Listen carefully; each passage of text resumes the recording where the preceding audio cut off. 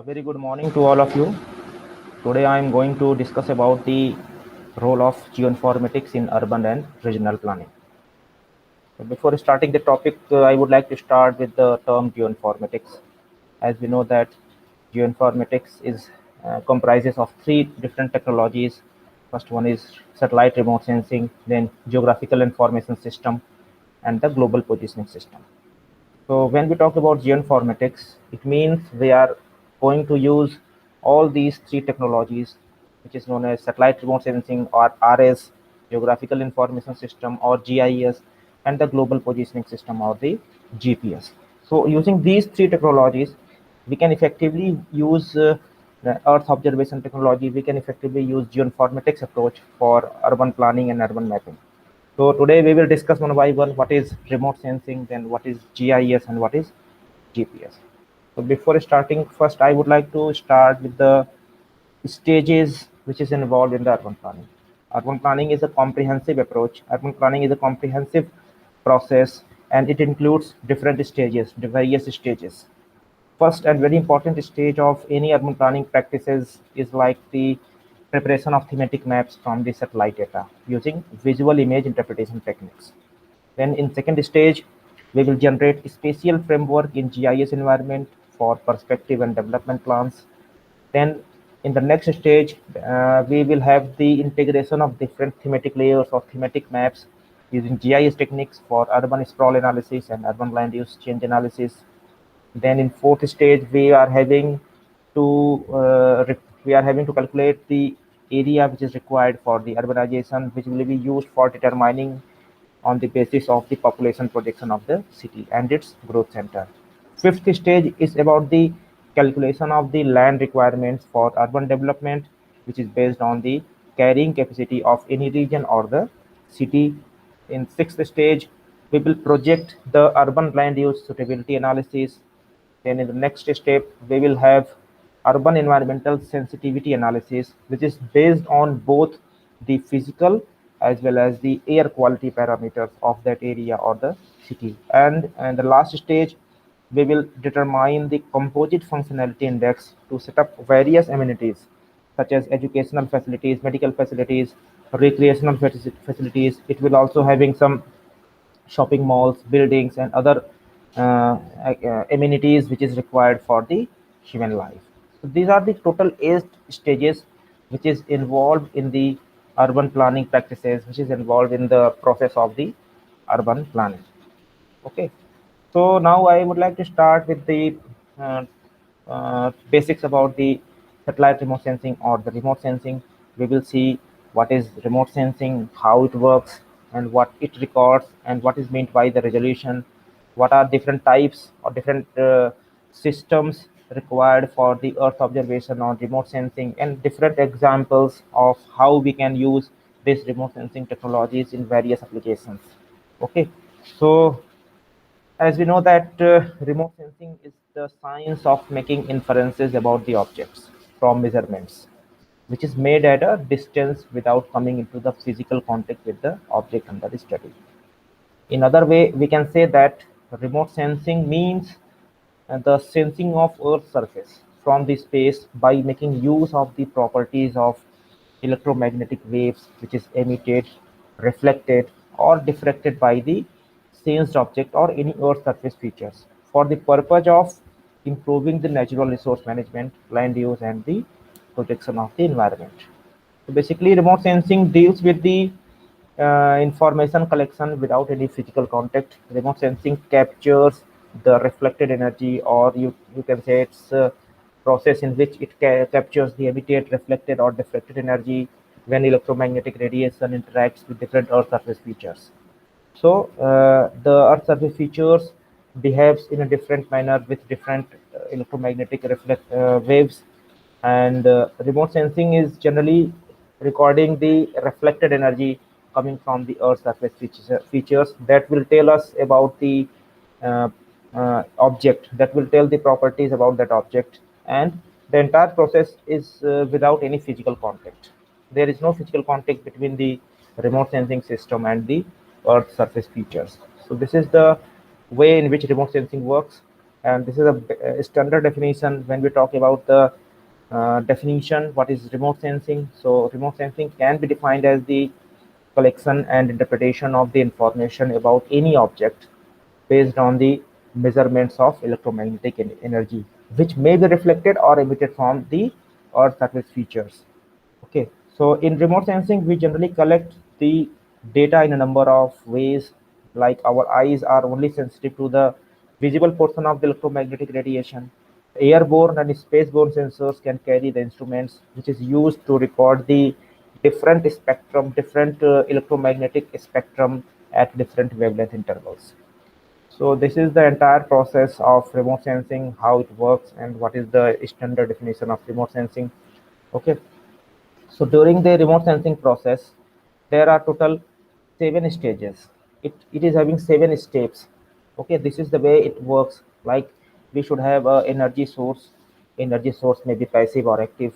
When we are using solar radiation, if a sensor is using the solar radiation, so these kind of systems, these kind of sensors are known as passive remote sensing.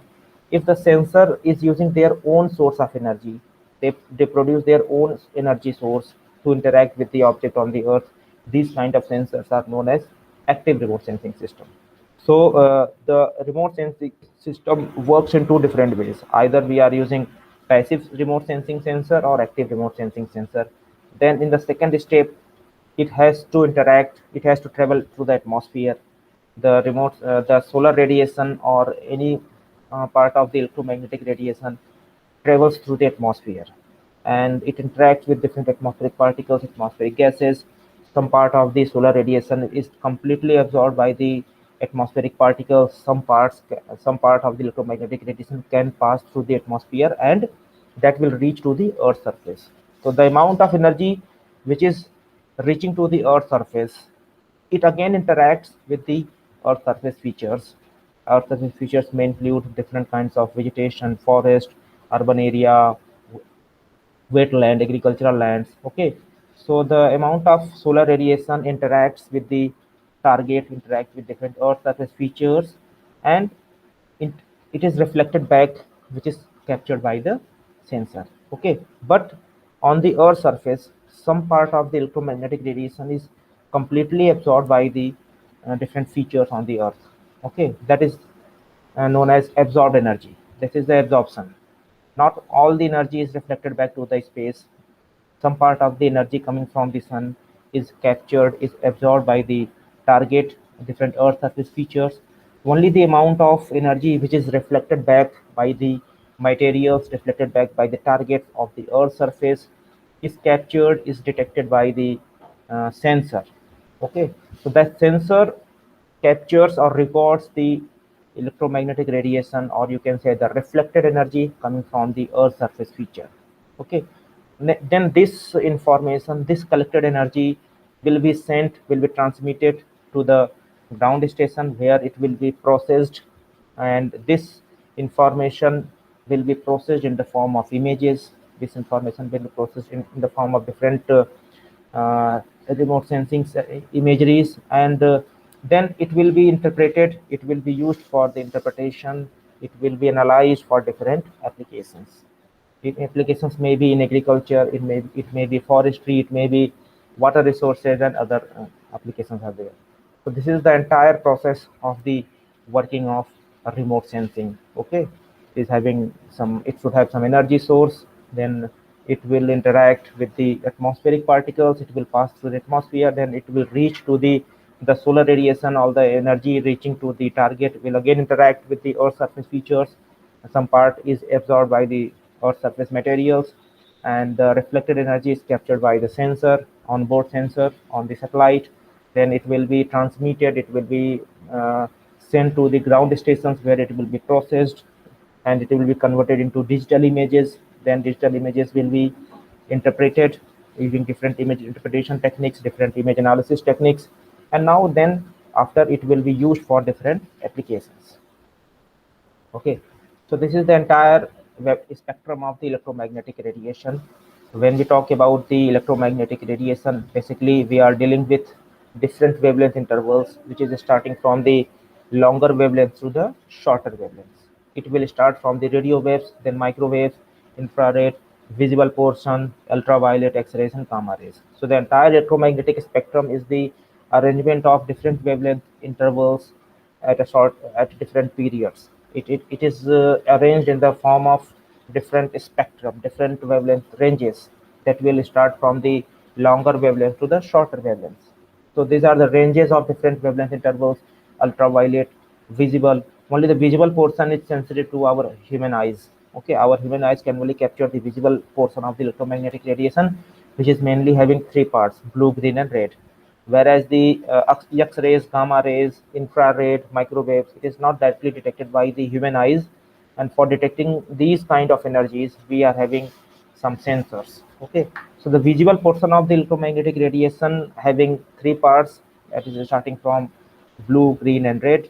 Blue is having range zero point 0.4 to zero point 0.5, green is having the range 0.5 to 0.6, and red is having the range, electromagnetic range, wavelength range is from 0.6 to 0.7. Okay, and the infrared portion and the microwave portions are detected by the sensor only. Our human eyes, cannot detect these kind of electromagnetic radiations. Okay, so when the electromagnetic radiation passes through the atmosphere, okay, when it is traveling through the atmosphere, so there are three kinds of processes occurred in the atmosphere. Some part of the electromagnetic radiation is scattered in the atmosphere. Some part of the electromagnetic radiation is absorbed by different atmospheric particles. Okay, only the part of the electromagnetic radiation which can pass through the atmosphere and reaches to the earth surface will interact with the earth surface materials or different objects on the earth. Again, it will be reflected or absorbed by the earth surface material. So the types of the electromagnetic radiation detected by the remote sensors are having three types. It will detect the reflected energy, it will detect the electromagnetic radiation which is emitted from the earth surface, and again it is sensing the scattered energy, scattered part of the electromagnetic radiation. So three types of energies, three, three types of electromagnetic energies are detected by the remote sensing sensors. First one is reflected energy, second one is emitted energy, and third one is the scattered energy. So this is the entire process how this active sensors works. In active remote sensing, we are having the sensors which is having their own source of energy. Okay, the energy will be transmitted to the towards the earth surface and it interacts with different earth surface materials. Thermal infrared energy is a kind of energy which is emitted from the earth surface, whereas the energy which is reflected by the earth surface materials, reflected by different earth surface features, is a kind of visible near infrared range of the electromagnetic radiation. So we are having here three kinds of processes in the remote sensing: active remote sensing, thermal remote sensing, or the, you can say, the passive remote sensing or optical remote sensing. Okay, so signatures are key to feature identification. Like human signature, like we say that each and every human having their unique signature. In the same way, different Earth surface materials, different Earth surface features having unique signature that will be used for the identification of different materials, different Earth surface features from the space imagery that is depend on the characteristics change in the properties of the electromagnetic energy, which may be reflected or emitted from the target feature. Okay, so the amount of energy, or you can say the amount of electromagnetic energy, electromagnetic spectrum, which is reflected or emitted from the target surface, and it is captured by the sensor on board on the spaceboard platforms. So the this is known as the signature. Signature is very much important for observing the spectral variation of different Earth surface materials. It will tell you the information about the polarization changes. Then it will be used for the thermal inertia and the temporal variation of different Earth surface materials. These signatures are not completely deterministic. They are statistical in nature with a mean and the dispersion. So this is all about the signature. So you see, this is the typical spectral signature curve showing the reflectance pattern of three dominant features of the Earth's surface, like clear water, vegetation, and the soil. Okay, so you see, by observing this curve, by observing this graph, you see the reflectance is varying with different wavelength intervals. At some wavelength intervals, we will have high reflectance. At some wavelength intervals, we will have very low reflectance. Okay, and in some cases, the electromagnetic radiation is completely absorbed by the Earth surface feature.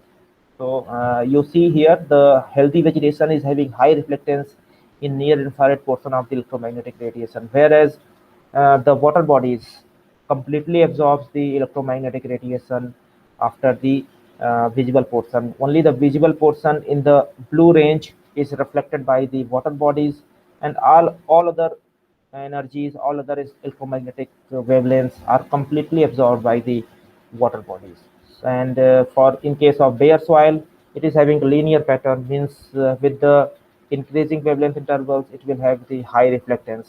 So this is the typical reflectance curve showing the spectral response in the range of zero point 0.4 to 2.6 micrometer range for three dominant Earth surface features like water, vegetation, and the soil. Okay, so using this spectral response pattern, using this spectral signatures, and you can say the reflectance pattern of different Earth surface features, we can also study the health of the vegetation. Okay, if the vegetation is very healthy, it will have the high reflectance in near infrared portion of the electromagnetic radiation, and if there is a burned areas or having a non-healthy vegetation, so the reflectance will be low, reflectance will be decreased in the electromagnetic spectrum, especially in case of near infrared portion of the electromagnetic radiation. So the spectral reflectance curve or spectral response of the vegetation in near infrared portion of the electromagnetic radiation is very much useful for studying the health of the vegetation, or you can also study the area having highly vegetated surface or the area which is burned in case of forest fire. Okay, so these are different platforms which is used for acquiring the remote sensing images. As we know that we are having three kinds of platforms: airborne, spaceborne, and ground-based platforms. Okay, so for remote sensing processes, for remote sensing, for acquisition of remote sensing, we are having spaceborne platforms as well as we can use the airborne platforms. Satellite is a kind of spaceborne platform, and it is having two kinds of satellites. Two kinds of satellites can be used for acquiring the Earth observation, for acquiring the data about the Earth. One is polar orbiting satellite, which is also known as sun synchronous satellites. Its altitude is around 800 to 900 kilometers from the Earth's surface feature, and it completes one orbit around the Earth in 90 to 100 meters. Whereas different kinds of satellite, that is geosynchronous satellites. These geosynchronous satellites are basically used for communication purpose and telecommunication. Its altitude is around 35,900 kilometers from the Earth's surface, and it orbits the entire Earth at every 24 hours. And the speed or the velocity of geosynchronous satellites are stationary in a reference to or relative to the Earth's rotation. Okay, so platforms are very important. On the basis of platforms, we can have three kinds of remote sensing process: airborne remote sensing, then spaceborne remote sensing, and the ground-based remote sensing process. This is the way how the Indian remote sensing satellite works at three different swath width.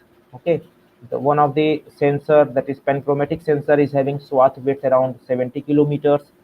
The another type of sensor, which is Bliss 3 sensor, which is a Indian remote sensing satellite, its swath is around 141 kilometer and its spatial resolution is 23.5 meter.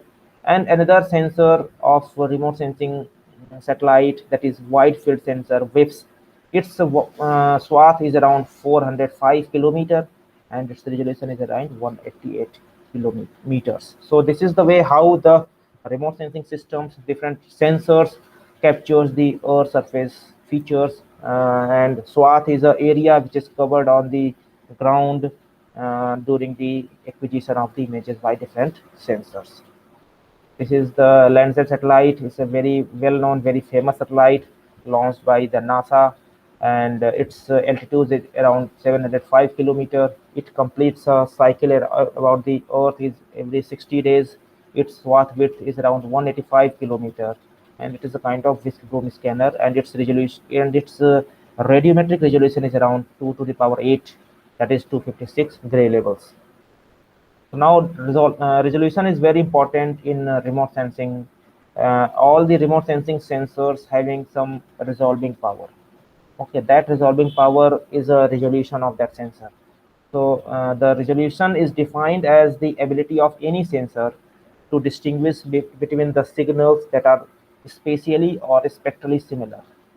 Okay, so there are four kinds of resolutions in remote sensing. First one is spatial resolution, spectral resolution, radiometric, and temporal resolution. The resolutions are very important in remote sensing. Depending on different properties of the sensor in terms of resolution, either we are talking about the spatial resolution or spectral resolution, radiometric resolution or temporal resolution. Different sensors may be used for different applications. Different satellite images may be used for different applications depending on their properties in terms of resolution.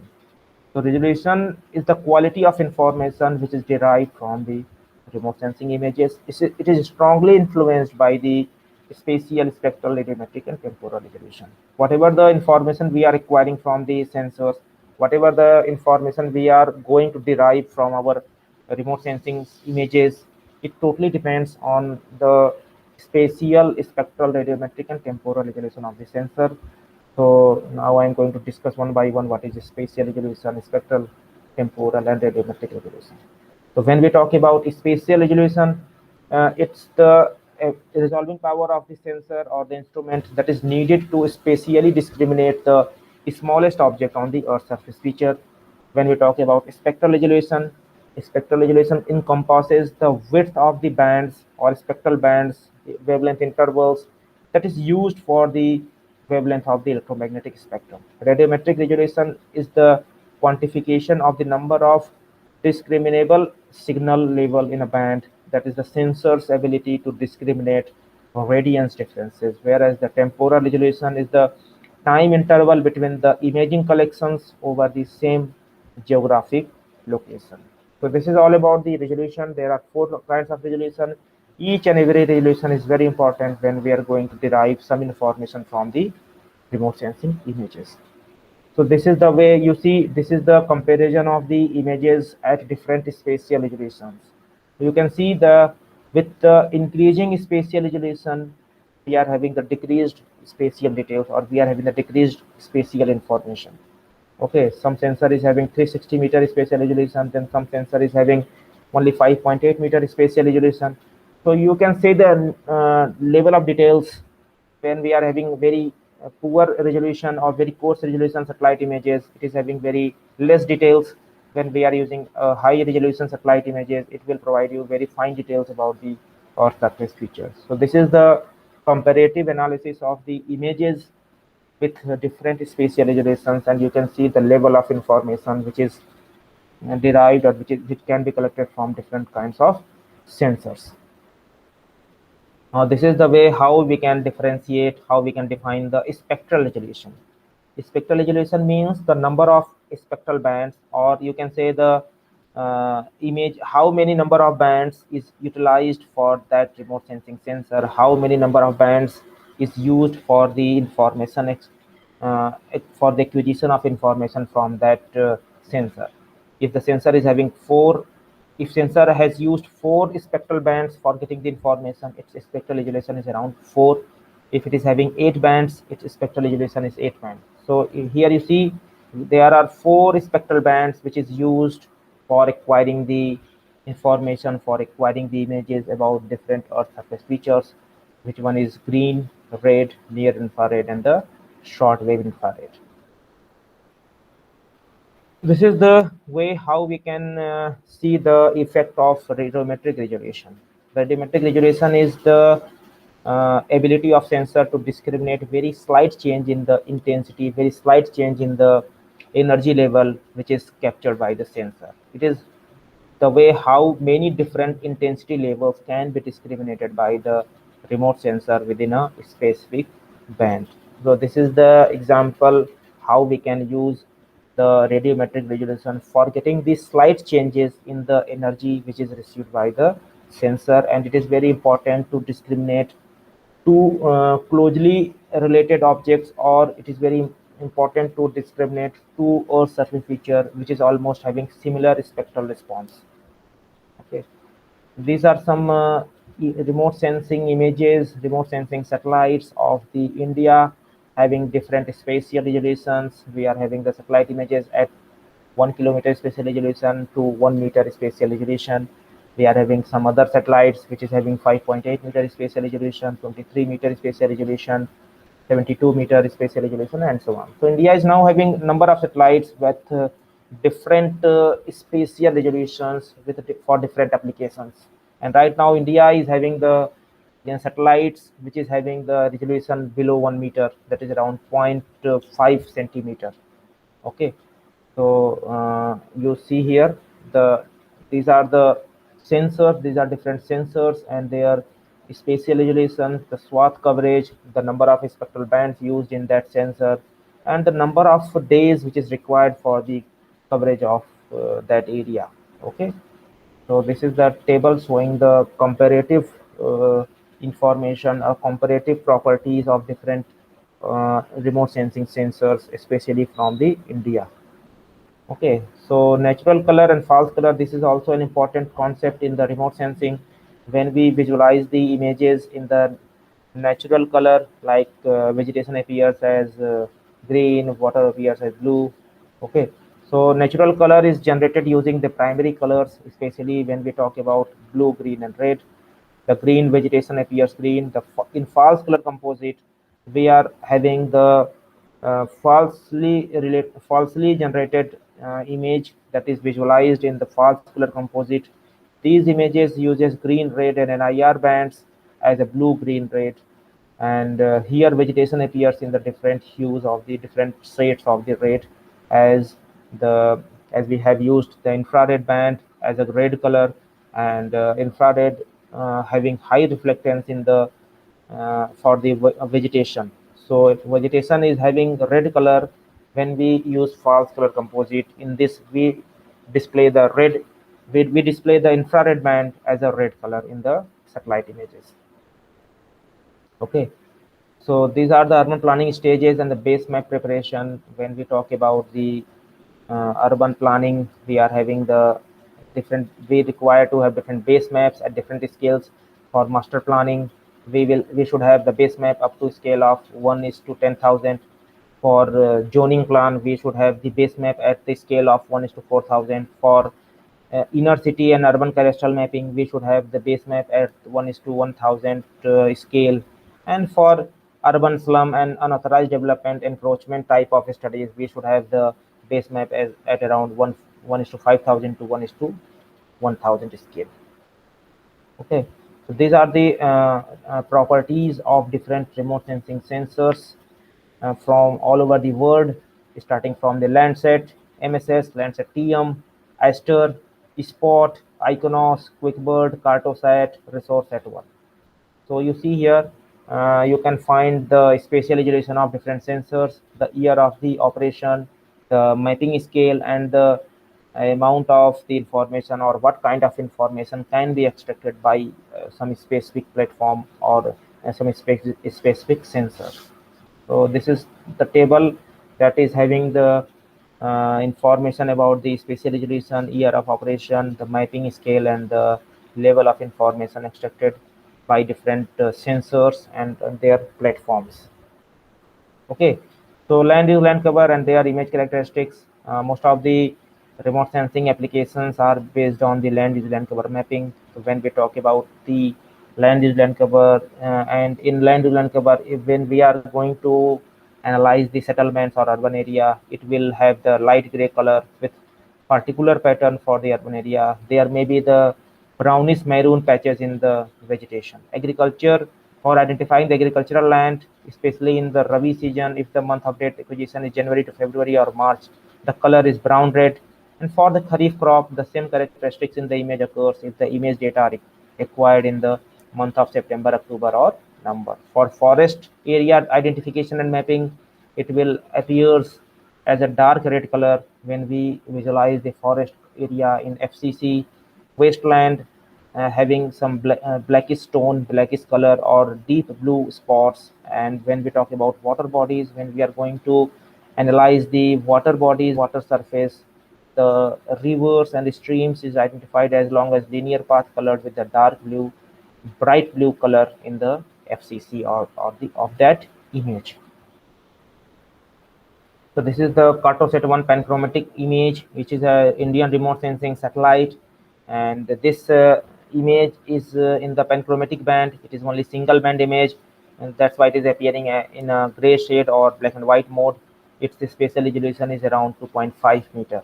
So you can see the level of details by using this Cartosat-1 satellite at the spatial resolution of 2.5 meter.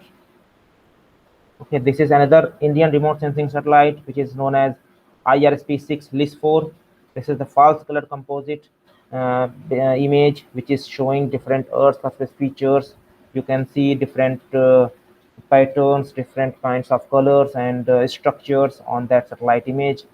So here you see the remote sensing is very much useful for identifying different Earth surface features, and the spatial resolution is an important parameter when we are going to study the detailed mapping, when we are going to study the detailed information about that Earth surface feature or that area. So now this is all over and all about the basics of remote sensing, how remote sensing is useful for urban planning and mapping. And in the next class, we will discuss about some more information, more aspects of the remote sensing, image interpretation, GIS and GPS for different applications, how it will be used for mapping, monitoring of urban area, how GIS, GPS can be used for urban planning and mapping. So thank you very much for today's class, and we will discuss the remaining part of the lecture in the next class. Thank you very much.